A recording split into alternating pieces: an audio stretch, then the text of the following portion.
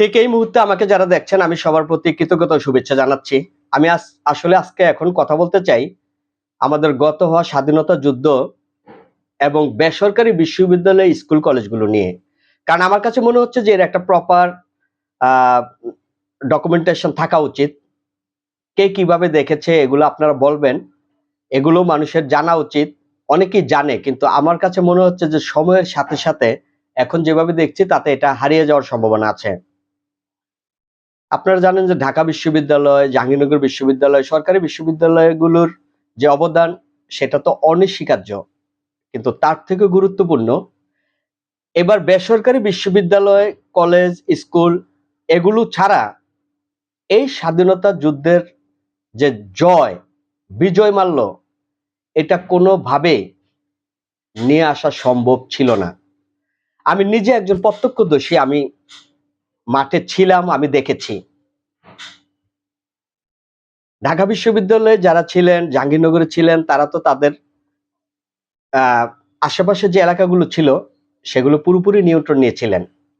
কিন্তু পুরো ঢাকা শহরকে যেভাবে নিয়ন্ত্রণে নেয়া এবং পুরো ঢাকা শহরে আন্দোলন ছড়িয়ে দেয়া, প্রত্যেকটা কর্মসূচি সফলভাবে করা, এর পিছনে বেসরকারি বিশ্ববিদ্যালয়ের স্কুল, কলেজ সবগুলোর পরিধানযোগ্য অবদান ছিল। আমি যেমন আমার এখানে দেখেছি, আমি বাড্ডা থেকে কুড়িল চৌরাস্তা পর্যন্ত east West, BRAC, north south, IOB এবং অনেকের নাম যদি আমার ভুল হয় বা এখন না নেই আমাকে ক্ষমা করবেন। কারণ সবার ভূমিকা ছিল। উত্তরাতে এবং সাভারে ড্যাফোডিল বিশ্ববিদ্যালয়, ইনস্টিটিউট সেগুলো ছিল। গ্রিন ইউনিভার্সিটি, তারপর সকল আমি এখানে কিছু নাম নিয়ে বরঞ্চ আমি মনে করতেছি যে আমি এটা ভুলই করেছি। আসলে এখানে নাম নেওয়ার মতো কিছু নেই।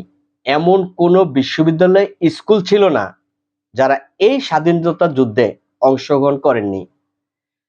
কিন্তু এখন আমরা তাদেরকে ভুলতে বসেছি কিনা এটা চিন্তা করার সময় এসেছে। কারণ এই স্বাধীনতা যুদ্ধে বেসরকারি বিশ্ববিদ্যালয়ের ছাত্রদের যে তাজা রক্ত তারা রাজপথে ঢেলেছেন, স্কুল কলেজের যে ছাত্ররা তাদের জীবন দিয়েছেন, সেটা তো আমরা ওই সময় সাথে সাথে দেখতে পেয়েছি, জানতে পেরেছি। কিন্তু এখন কি আমরা এটা মনে রাখছি? আমাদেরকে এখনো সেটা মনে রাখতে হবে। এই মুক্তিযুদ্ধের তালিকা তৈরি করতে হবে, তাদেরকে ভাতার আওতায় আনতে হবে। ৭১-এর মুক্তিযুদ্ধ যেমন তালিকা হয়েছে, তাদেরকে সরকার ভাতা দিয়েছিল, একই রকম ভাবে সেই কাজ করতে হবে। তাদেরকে মূল্যায়ন করতে হবে। এই তারুণ্য যেভাবে চারদিকে ছড়িয়ে গিয়েছিল সারা বাংলাদেশে, সেটা দেখে বাংলার মানুষ অবাক হয়েছে। এবং সবচেয়ে বড় বিষয় হলো এই ছাত্ররা মাঠে নামার ফলে তার পিছনে বাংলার জনতা পঙ্গপালের মতো নেমে এসেছিল। আমি এখনো আমার স্মৃতিতে খুব উজ্জ্বল আছে, আমি এখনো মনে করতে পারি আমরা যখন বসুন্ধরা গেটে যেতাম, আন্দোলন ছিল বা আন্দোলন শুরু হবে এরকম কর্মসূচি দিয়েছিল। বৈষম্য বিরোধী ছাত্র আন্দোলন ধরেন 11টার সময় থেকে আন্দোলন শুরু হবে। জনতা চারপাশে ছড়িয়ে ছিটিয়ে থাকতো এবং তারা একজন আরেকজনকে বলাবলি করত যে ছাত্ররা কখন আসবে। মানে কোনো ছাত্র এসে লিড দেওয়ার সাথে সাথে সব মানুষ একীভূত হয়ে যেত। এক অভূতপূর্ব দৃশ্য ছিল। যারা এটা চোখে দেখেননি তারা বিশ্বাস করতে পারবেন না। আমি নিজে দেখেছি, তাই আমি বলছি। এই ছাত্রদের যে অবদান, তাদের যে ত্যাগ, আমি এখানে শুধু বেসরকারি বিশ্ববিদ্যালয়, স্কুল, কলেজ এগুলো নিয়ে যেহেতু কথা বলছি, আমি তাদের ত্যাগের কথাই আমি এখন আপনাদেরকে মনে করিয়ে দিতে চাই যে তারা কিরকম ত্যাগ স্বীকার করেছেন, সেটা হোক দেশের বিভিন্ন জেলা কিংবা রাজধানী। এবং এই দেশ স্বাধীন হওয়ার পরেও তারা রাস্তাঘাটে ট্রাফিক কন্ট্রোল থেকে শুরু করে কাঁচা বাজারে যেন চাঁদাবাজি না হয়, এইসব কাজেও তারা সমভাবে এগিয়ে এসেছেন এবং সেই দায়িত্ব এখনো কাঁধে তুলে নিচ্ছেন। কিন্তু যারা ভাবেন যে শুধুমাত্র অল্প কিছু মানুষ বা অল্প কিছু বিশ্ববিদ্যালয়ের ভূমিকাই এখানে মুখ্য ছিল, তারা ভুল ভাবছেন। ইতিহাস লিপিবদ্ধ করতে হবে, এই ইতিহাস সবাইকে জানাতে হবে।